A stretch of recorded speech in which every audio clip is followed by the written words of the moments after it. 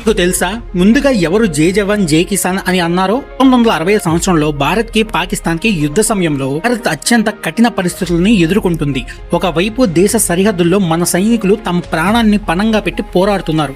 మరోవైపు రైతులు తమ కష్టంతో దేశానికి ఆహార భద్రతలను కల్పిస్తున్నారు. ఆ సమయంలో దేశ ప్రజలందరూ ఏకతాటిపై నిలబడటం చాలా అవసరమైంది. ఇప్పుడే లాల్ బహదూర్ శాస్త్రి గారు జవాన్ జై కిసాన్ అనే నినాదాన్ని ఇచ్చారు. ఈ నినాదం ద్వారా ఆయన సైనికులు మరియు రైతుల గర్వాన్ని పెంచడమే కాకుండా దేశంలో వీళ్ళిద్దరూ వెన్నుముక్క లాంటి వారిని స్పష్టమైన సందేశం ఇచ్చారు.